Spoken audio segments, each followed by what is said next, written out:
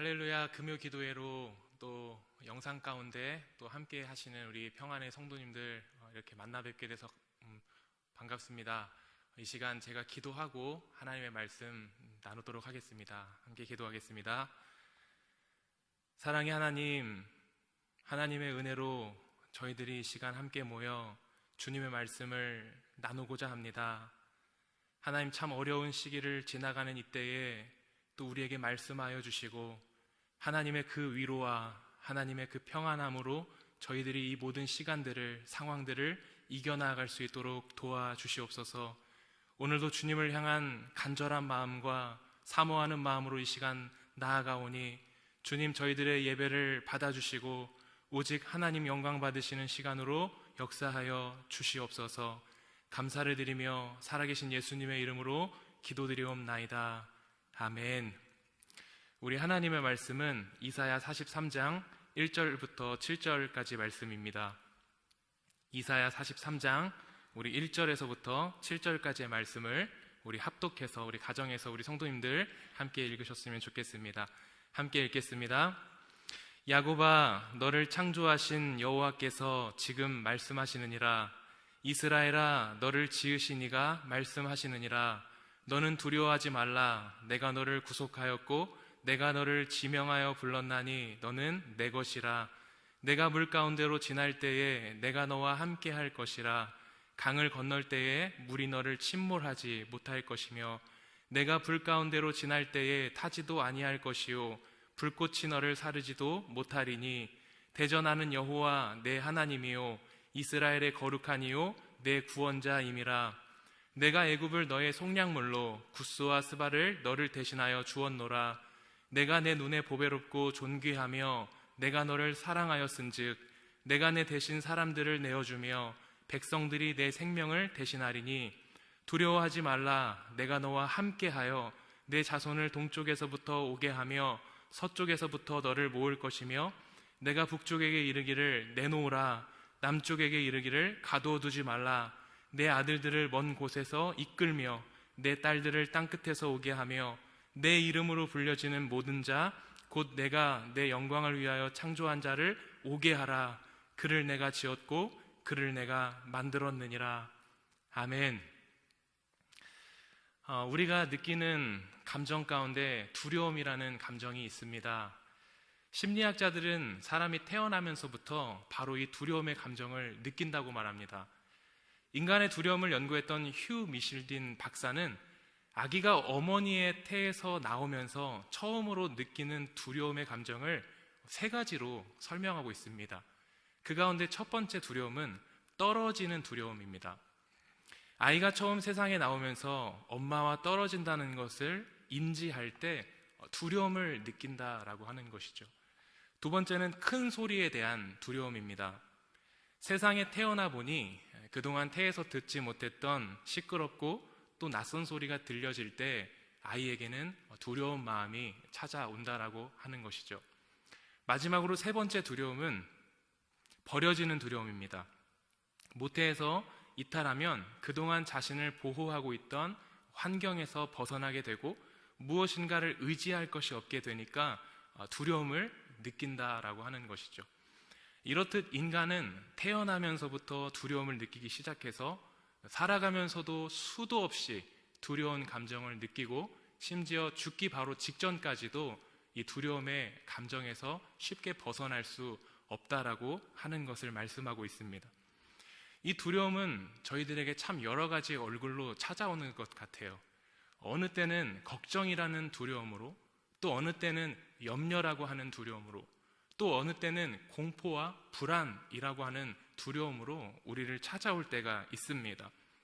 최근에는 연예인들 사이에서도 공황장애라고 하는 정신적인 고통을 겪는 사람들도 많은 것으로 알려져 있습니다. 또한 요즘 같은 이 코로나가 심각한 상황 가운데 미래가 불투명하고요. 또 무슨 일이 어디에서 어떻게 일어날지 알 수 없는 이런 상황 가운데 현대인들의 마음 가운데는 정말 심각한 스트레스와 두려운 마음이 날로 커져가는 것이 사실입니다. 그런데 오늘 말씀을 보면요, 이스라엘 백성들도 이 두려움에서 예외는 아니었던 것으로 보입니다. 성경을 보면 하나님께서 두려워하지 말라라고 말씀을 하실 때 너무나도 정확하게 정말로 그 사람의 내면 가운데 두려워하고 있을 때 주님이 두려워하지 말라라고 하는 말씀을 하시는 것을 우리가 볼 수 있습니다. 대표적으로 우리가 여호수아의 말씀을 보면 모세가 죽은 뒤에 그 다음에 지도자로 섰던 여호수아의 마음 가운데는 정말 두려운 마음과 또 부담되는 마음도 있었겠죠.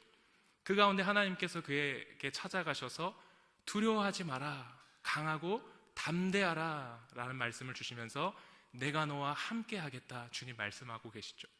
또 우리가 복음서의 말씀을 보면 회당장 야이로가 자신의 딸이 죽어가는 상황 가운데 예수님에게 찾아와서 자신의 그 모든 어려운 상황들을 말씀드립니다.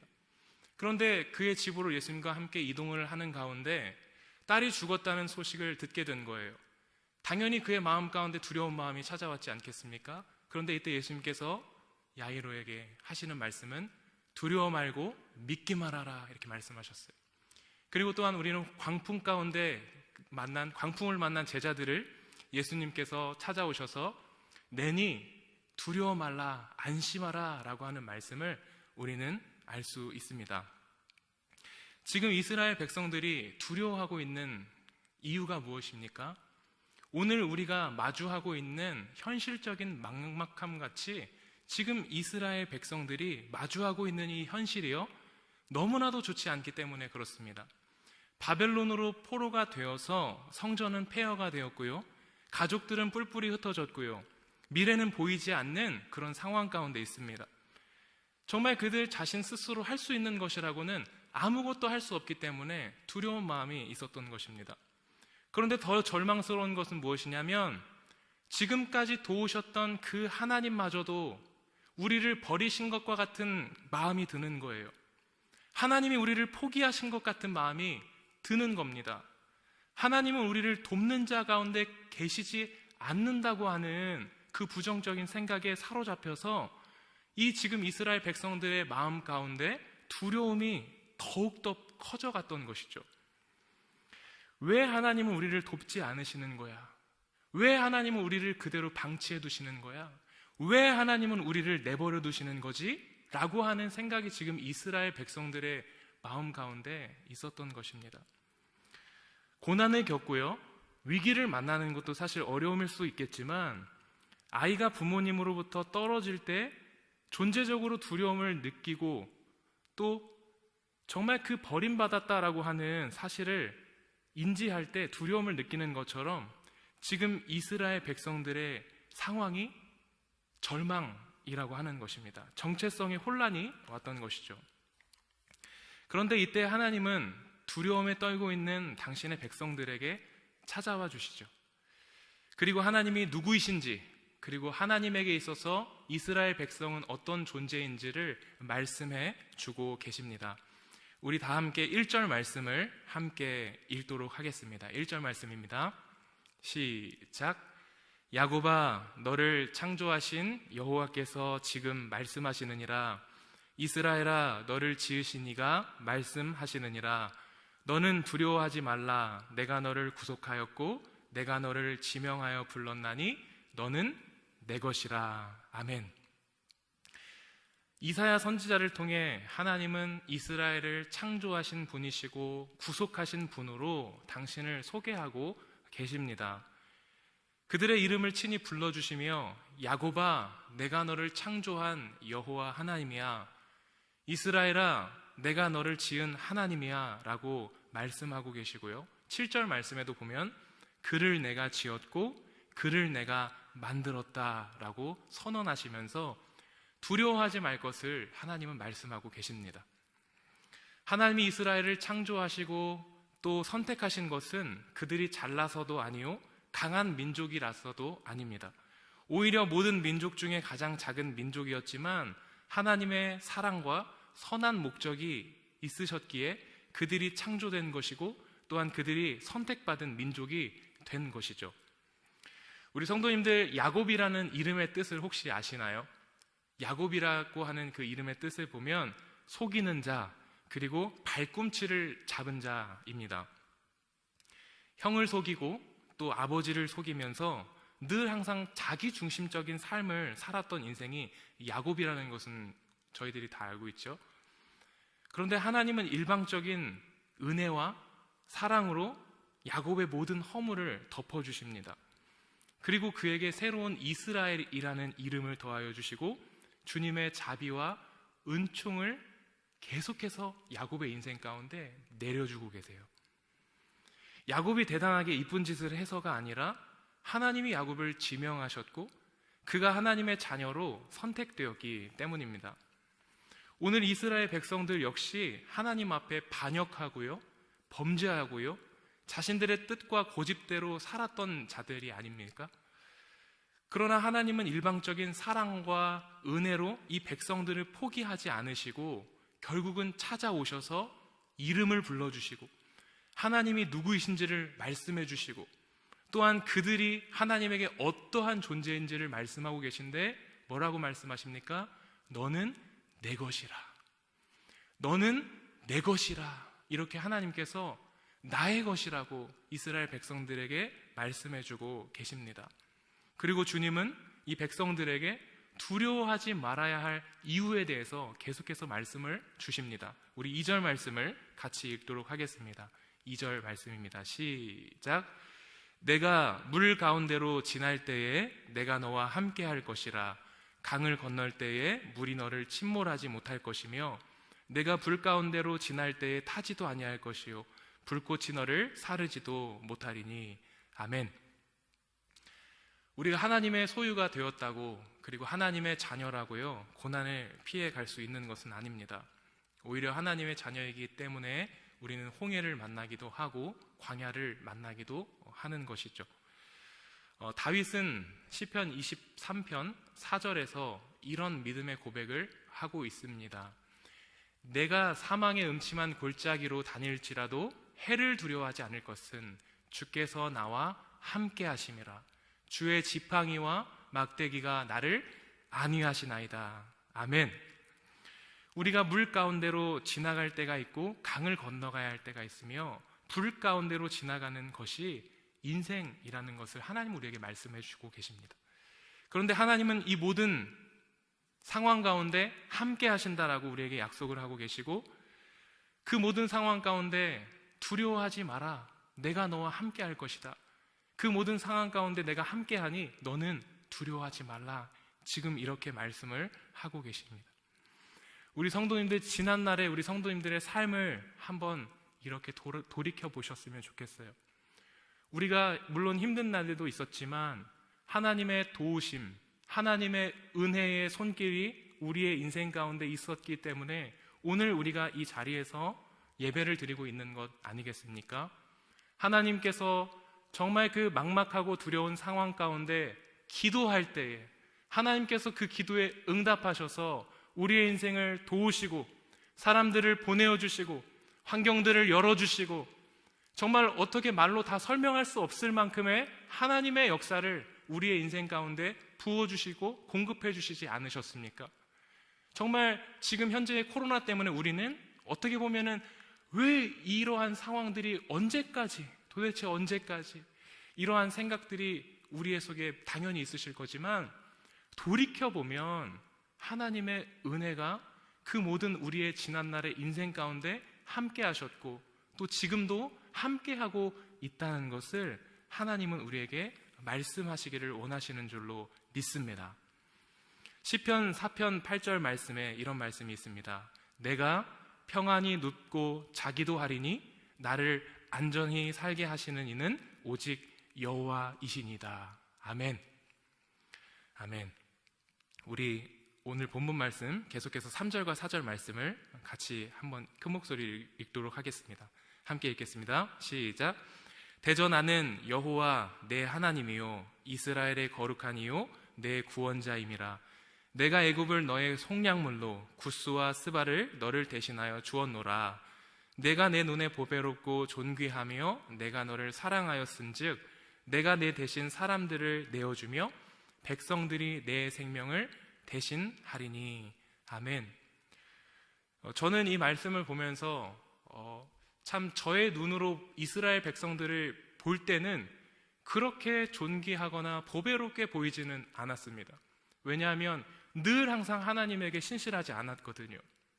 하나님에게 정말 이쁜 짓을 했으면 충분히 보배롭고 존귀할 만한 그런 눈으로 보였을 텐데, 저의 눈으로는 그렇게 보이지 않았는데 하나님의 눈으로 볼 때는 지금 뭐라고 말씀하십니까?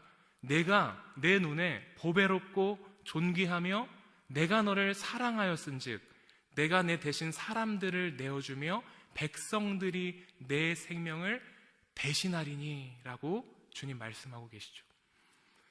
너는 존재 자체가 가치가 있는 존재야. 너는 사랑받을 만한 존재야. 너는 나에게 있어서 유일한 나의 사랑의 대상이야 라고 하나님이 지금 이스라엘 백성들에게 말씀하고 계십니다. 우리 예수님 마태복음 6장 26절 말씀에요. 공중의 새를 보라. 심지도 않고 거두지도 않고 창고에 모아 들이지도 아니하되 너희 하늘 아버지께서 기르시나니 너희는 이것들보다 귀하지 아니하냐. 아멘. 이렇게 주님 말씀하고 계십니다. 하나님은 이 귀하게 여기시는 백성들을 구원하시기 위해 애굽을 속량물로 내어주시고 구스와 스바를 대신하여 주었다고 말씀하고 계십니다. 이 말씀은 어떠한 대가를 지불하고서도 너를 구원하겠다는 하나님의 의지와 열심을 보여주는 말씀 아니겠습니까? 신약 시대에 와서 우리 하나님 아버지는 하나밖에 없는 독생자 예수 그리스도를 우리에게 내어주심으로 우리에 대한 하나님의 사랑을 확증하셨다고 말씀하십니다. 예수님이 십자가에 죽으신 것은 하나님의 전적인 사랑 때문이었던 것이죠. 그런데 우리는 살면서요, 하나님의 이 사랑을 잊고 살아갈 때가 참 많습니다. 특별히 현실의 어려움을 만나고 고난의 시간이 길어질수록 하나님께서 나를 잊으셨나? 하나님께서 우리의 가정을 포기하셨나? 하나님께서 마치 우리를 버리신 것만 같은 생각이 들 때가 있다라고 하는 거예요.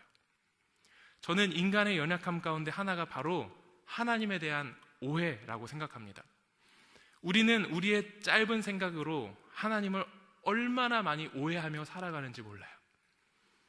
하나님의 뜻과 의도는 전혀 그렇지 않으신데 우리가 하나님의 뜻을 잘 모르기 때문에 그저 우리의 눈으로 보여지는 그 환경만을 바라보면서 잘못 해석하며 살아갈 때가 너무 많다라고 하는 것이죠. 우리 성도님들, 저희들이 많이 부르는 복음 성가 중에 하나님은 너를 만드신 분이라는 찬양을 아실 겁니다. 그 찬양의 가사를 보면 이렇습니다. 제가 한번 읽어드리죠. 하나님은 너를 만드신 분, 너를 가장 많이 알고 계시며 하나님은 너를 만드신 분, 너를 가장 깊이 이해하신단다. 하나님은 너를 지키시는 분, 너를 절대 포기하지 않으며 하나님은 너를 지키시는 분, 너를 쉬지 않고 지켜보신단다. 2절입니다. 하나님은 너를 원하시는 분, 이 세상 그 무엇, 그 누구보다 하나님은 너를 원하시는 분, 너와 같이 있고 싶어 하신단다. 하나님은 너를 인도하는 분, 광야에서도 폭풍 중에도 하나님은 너를 인도하는 분, 푸른 초장으로 인도하신단다. 그리고 후렴에는 이렇게 고백하고 있어요. 그의 생각 셀 수 없고 그의 자비 무궁하며 그의 성실 날마다 새롭고 그의 사랑 끝이 없단다. 아멘. 하나님이 어떠한 분이신가 라고 하는 그 고백들을 이렇게 해 나아가면서 처음에 제가 이 찬양을 듣고 고백할 때 그래 맞지, 하나님은 내게 이러한 분이시지, 그렇게 너무 좋은 찬양의 가사라고 그렇게 생각했습니다. 그런데 시간이 좀 지나고 이 찬양을 직접 만드신 분을 뵙게 되었고 어떻게 이 찬양이 나오게 되었는지를 제가 직접 들었던 적이 있었습니다. 그런데 이 노래를 지으신 분은 한동대학교 교수님이신데 지난날 살아오면서 하나님을 너무나도 많이 오해하면서 살아오신 거예요. 내가 하나님을 잘 몰랐구나, 내가 하나님을 너무 많이 오해하면서 살았구나, 그러면서 자신의 아들에게, 그 찬양 악보 가장 위에 보면요, 요엘에게라고 쓰여져 있거든요. 그 아들 이름이 요엘이거든요. 내 아들만큼은 하나님을 오해하며 살지 않았으면 좋겠다 라고 하면서 이 찬양을 쓰셨다라고 이야기를 하시더라고요. 우리는 얼마나 하나님에 대한 편견과 오해 속에서 그 아버지 하나님의 사랑을 누리지 못하며 살아갈 때가 얼마나 많이 있는지 모릅니다. 야고보서는 우리에게 이렇게 말씀하고 계시죠. 내 사랑하는 형제들아, 속지 말라. 온갖 좋은 은사와 온전한 선물이 다 위로부터 빛들의 아버지께로부터 내려오나니 그는 변함도 없으시고 회전하는 그림자도 없으시니라. 사도 바울은 로마서 5장 8절 말씀에 계속해서 우리가 아직 죄인 되었을 때에 그리스도께서 우리를 위하여 죽으심으로 하나님께서 우리에 대한 자기의 사랑을 확증하셨느니라 라고 말씀하고 계시고요. 8장 31절부터 말씀을 보면 그런즉 이 일에 대하여 우리가 무슨 말하리요? 만일 하나님이 우리를 위하시면 누가 우리를 대적하리요? 자기 아들을 아끼지 아니하시고 우리 모든 사람을 위하여 내주시니가 어찌 그 아들과 함께 모든 것을 우리에게 주시지 아니하겠느냐? 누가 능히 하나님께서 택하신 자들을 고발하리요? 의롭다 하시는 이는 하나님이시니 누가 정죄하리요? 죽으실 뿐 아니라 다시 살아나신 이는 그리스도 예수시니 그는 하나님 우편에 계신 자요 우리를 위하여 간구하시는 자신이라. 누가 우리를 그리스도의 사랑에서 끊으리요? 누가 우리를 그리스도의 사랑에서 끊으리요? 환난이나 곤고나 박해나 기근이나 적신이나 위험이나 칼이랴. 37절 말씀입니다. 그러나 이 모든 일에 우리를 사랑하시는 이로 말미암아 우리가 넉넉히 이기느니라. 아멘. 우리 성도님들 인생에서 어려움을 만나시고 또 건강을 잃으시고 또 때로는 경제적으로 힘드실 때 이 모든 것이 우리는 인생에서 불행이라고 생각할 때가 있으실 겁니다. 그런데 그것은 불행이 아닙니다. 진정한 불행은 하나님이 내 인생 가운데 계시지 않는 그것이 불행이죠. 아무리 환경은 좋지만 잘 나간다고 하지만 하나님이 계시지 않고 하나님이 함께 하시지 않는 인생이라면 그것이야말로 불행이지 우리가 어려움을 만나는 것은 불행이 아니다라고 하는 거예요. 우리가 어려운 상황 가운데서도 하나님이 내 인생 가운데 함께 하시고 하나님이 나의 손을 붙잡아 주시고 하나님이 나를 위로해 주시면 진정한 복 있는 인생 아니겠습니까? 저는 하박국의 고백이 그런 고백이 아닌가 싶어요. 비록 무화과 나무가 무성하지 못하며 포도나무에 열매가 없으며 감람나무에 소출이 없으며 밭에 먹을 것이 없으며 우리의 양이 없으며 외양간에 소가 없을지라도 나는 여호와로 말미암아 즐거워하며 나의 구원의 하나님으로 말미암아 기뻐하리로다. 주 여호와는 나의 힘이시라. 나의 발을 사슴과 같게 하사 나를 나의 높은 곳으로 다니게 하시리로다. 아멘. 모든 것을 다 잃어도 구원의 하나님이 함께 하시면 우리는 그 여호와 하나님으로 인하여 기뻐할 줄로 믿습니다. 상황은 힘들고 현실은 절망적일지라도 오늘 나와 함께 하시는 주님이 계시면 그 주님이 나의 힘이 되시면 나의 능력이 되시면 우리가 어떤 상황 가운데서도 넉넉히 이기며 나아가게 될 줄로 믿습니다. 제가 지금까지 정말 하나님을 어떤 분이라고 생각하느냐면 하나님은 선하신 분이시다. 저는 늘 그렇게 고백을 하면서 살아가는 것 같아요. 하나님은 선하시다. 하나님은 선하시기 때문에 하나님의 행사도 선하시다. 하나님의 모든 계획은 선하시다. 예레미야 29장 11절 말씀에도 여호와의 말씀이니라 너희를 향한 나의 생각을 내가 아나니 평안이요 재앙이 아니니라 너희에게 미래와 희망을 주는 것이니라 하나님 말씀하십니다. 하나님은 우리를 위해서 선한 미래를 계획하고 계심을 믿습니다. 하나님의 계획은 재앙이 아니라 회복이라고 우리에게 말씀하십니다. 하나님께서는 역사를 보면 항상 악한 상황을 선한 역사로 바꾸셨다는 것을 우리가 알 수 있습니다.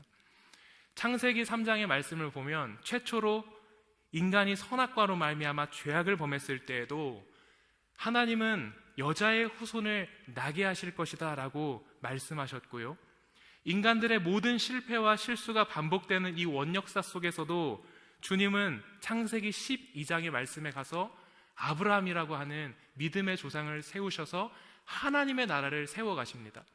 그런데 이 하나님의 사람들이라고 하는, 믿음의 사람들이라고 하는 사람들이 너무나도 연약한 거예요. 실수가 있는 거예요. 아브라함도 그랬고 이삭도 그랬고 야곱도 그런 거예요. 그런데 하나님께서 그 인간의 역사 속에 개입하셔서 그 모든 그들의 실수와 또한 그들의 실패를 뒤집어 역전시키신 하나님이시라는 것을 우리가 보게 됩니다. 저는 결정적으로 예수 그리스도의 십자가에서 하나님이 가장 완벽한 선을 이루지 아니하셨나 생각합니다. 모든 사람들이 다 끝났다라고 여기는 그 십자가의 죽음 앞에서 예수님은 가장 완전한 하나님의 사랑, 하나님의 구원, 하나님의 회복을 선포하셨습니다. 모든 사람들이 다 끝났다고 말할 때 하나님은 그 절망적인 상황 가운데서도 역전시키시는 하나님이셨습니다. 마지막으로 오늘 본문 5절과 6절 말씀을 우리 성도님들과 함께 다 같이 읽도록 하겠습니다. 시작. 두려워하지 말라. 내가 너와 함께하여 내 자손을 동쪽에서부터 오게 하며 서쪽에서부터 너를 모을 것이며 내가 북쪽에게 이르기를 내놓으라. 남쪽에게 이르기를 가두어 두지 말라. 내 아들들을 먼 곳에서 이끌며 내 딸들을 땅끝에서 오게 하며 내 이름으로 불려지는 모든 자 곧 내가 내 영광을 위하여 창조한 자를 오게 하라. 그를 내가 지었고 그를 내가 만들었느니라. 아멘. 하나님은 우리에게 회복을 약속하고 계십니다. 내가 이 모든 상황 가운데 회복을 줄 것이고 내가 너희를 치료할 것이며 다시 한번 이 모든 절망적인 상황을 뒤집어 나의 선한 역사를 이룰 것이다. 하나님은 우리에게 오늘 말씀하시는 줄로 믿습니다. 코로나19가 언제까지 이어질지 우리는 알 수 없고 내일의 상황은 더 심각해져만 가며 함께 모이지 못하고 거리를 두어야 하고 그저 두려운 상황 앞에 변하지 않는 한 가지 우리에게 약속하고 계신 하나님의 약속은 우리와 함께 하시겠다라고 하는 약속입니다. 어제도 우리와 함께 하셨고 지금도 우리와 함께 하시며 앞으로도 우리의 인생 가운데 함께 걸어가실 그 하나님을 우리 성도님들 바라보시며 정말 우리 눈 앞에만 보여지는 상황만 바라보며 절망하지 마시고 회복해 하시는 그 하나님, 우리에게 소망을 주시는 그 하나님, 재앙이 아니라 미래와 희망을 주신다라고 약속하고 계시는 그 하나님의 약속 앞에서 우리가 믿음으로 반응하며 나아가는 우리 성도님들이 되실 수 있기를 예수님의 이름으로 간절히 축복드립니다. 우리 오늘 말씀을 우리 성도님들 기억하시면서 정말로 나의 존재가 어떠한 어려운 상황 가운데서도 하나님은 내 인생을 포기하지 않으셨다라고 하는 그 믿음 가지고 이 시간 기도하며 나아갔으면 좋겠습니다. 오늘도 우리의 인생을 향해 너는 존귀한 나의 자녀다 라고 말씀하시고 너는 내 것이라 말씀하시고요, 내가 너의 인생 가운데 회복을 줄 것이고 내가 너의 인생을 치유할 것이며 다시 한번 미래와 희망을 하나님 우리에게 주시겠다라고 그 약속하시는 그 말씀 붙잡고 기도하며 나아가셨으면 좋겠습니다. 또한 우리 온라인이지만 계속해서 예배가 진행되고 있는데요, 우리 성도님들 그 온라인 예배 앞에 하나님을 두려워하는 믿음으로 예배 가운데 나아갈 수 있도록 우리가 기도했으면 좋겠습니다. 하나님, 정말 내 마음 가운데 하나님을 경외하는 마음 주셔서 온라인 예배를 통해서 하나님을 경외하며 신령과 진정으로 예배드릴 수 있는 마음을 우리에게 허락하여 달라고 기도했으면 좋겠습니다. 우리 평안교회 2020년도 한 해를 잘 마무리하고 또한 2021년 하나님께서 우리에게 열어주실 그 놀라운 새 희망을 바라보며 나아갈 수 있는 은혜가 우리 평안교회 가운데 이루어질 수 있도록 성도님들 기도해 주셨으면 좋겠습니다. 우리 또한 담임 목사님과 우리 또한 말씀을 준비하는 부교역자들 가운데도 하나님의 성령으로 충만한 역사가 있을 수 있도록 기도해 주셨으면 좋겠고요. 또 우리 교회 안에 아프신 환우분들, 또 경제적으로 어려움을 당하신 분들을 위해서 우리 성도님들 가정에서 우리 사랑하는 자녀들과 또 우리 사랑하는 가족들과 함께 우리 같은 마음으로 이 시간 기도하면서 오늘 말씀을 또한 마무리하도록 하겠습니다. 감사합니다.